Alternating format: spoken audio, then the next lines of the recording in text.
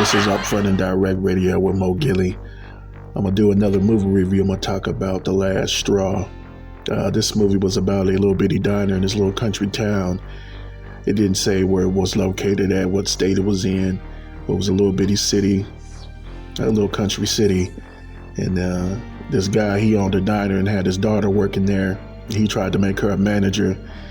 And then on the first day, she fired the cook. He'd been working there for a long time, and his mother used to work there. And he had some problems. He was taking some type of medicine. I don't know what it was for, but he couldn't afford his medicine and everything like that. So the little, she was like 18, 19 years old, or 20, I believe. She was just trying to push her weight around because her daddy was telling her she needed to be a manager of the diner and all this stuff. So she was just pushing her weight around, and she ended up firing the wrong person. It was these four kids that came up there in these masks, and they were like, harassing the female and stuff like that. But then, after she tried to fire the dude, him and the other guys that worked there, they all walked out. And they had one dude that was a simp behind this girl. He was, I guess they had hooked up at a party or whatever, and she said she was drunk and she didn't remember and stuff like that. But he was a simp behind this girl, and just basically your typical little diner movie. It was a good movie, man. It was good. I give it 3 out of 5. It shows you that don't be trying to mess with nobody that you work with. Trying to take your power to a whole nother level.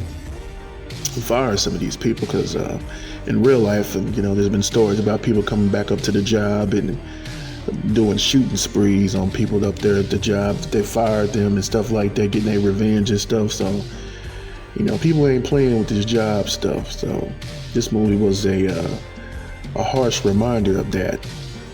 And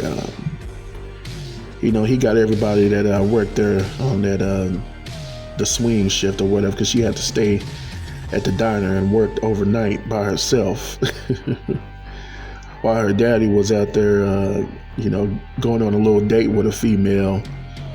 They had this daughter working by herself with no help, nobody there to help her, no cook, no nothing. It was just her by herself, and that was a messed up part of the movie. But like I said, the guy, the cook who got fired, he found those young kids that was harassing the girl at the diner earlier that day. They was on some motorcycles, not motorcycles, but like motorbikes, dirt bikes.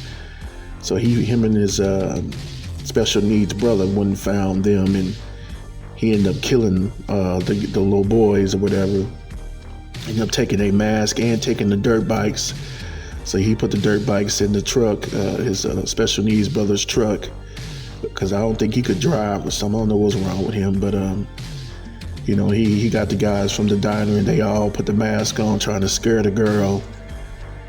And then they ended up doing a good job, because she ended up calling the police, and the police came. Was a Hispanic police officer, and the main dude that got fired, the cook, ended up killing the police officer with one of those meat punch things, meat mallets, and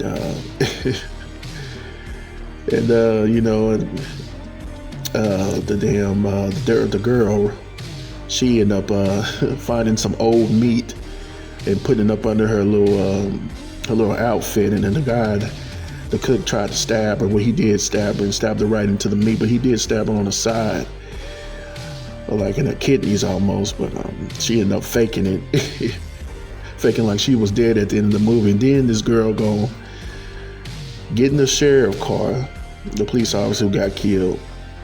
I think she knew where the dude lived at, so she went over to the dude's house. The dude got away, and he ended up calling the police, saying there was a big massacre up there at the diner. And he went home. I guess he tried to get everything, his clothes and stuff, get everything out of there so he can, make a run for it. But this female followed him.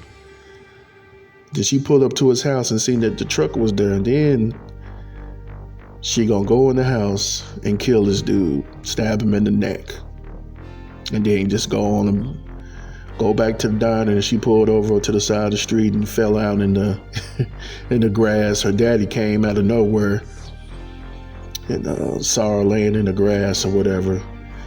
I don't know how, because she was driving the sheriff car, so I don't know if he heard anything, or I don't think he did, because he was asking her what happened and stuff like that. Then on top of that, she was talking about she was pregnant at the beginning of the movie, so she ended up telling him that she was pregnant. So this movie, I like this movie. It was a good premise that I really don't think been done before, because somebody coming back to the job and trying to get revenge on the person that fired them. I haven't really seen that in too many movies recently or lately or any time in the past. So this was a good outlook, and another thing, he had his special needs brother put on a mask, and the girl ended up stabbing him. I guess he ended up dying as well. And the other dude, I think he was like a dishwasher or something, she ended up throwing him into the grease, and he got all burnt up. And then the cook, he ended up killing the guy that was simping over her. Forgot what his name was, but he was on the ground. I guess he was dying or whatever. He ended up passing her the keys to get out the diner or whatever. So this movie was it was low budget, but it was a good decent movie. It was good. I recommend watching it. I give this a 3 out of 5. Like I said, this is a good decent movie to watch. You know what I'm saying? I enjoyed it because I thought it was going to be like a rip-off of like The Strangers, but it had a little twist to it. It didn't have nothing to do with no strangers. It was the people that worked there at that diner she had, pissed off. So that was a good twist to the movie, because I didn't expect that. I didn't see that coming. But it's been Mo Gilly with Up Fun and Direct, baby. I'm hollering.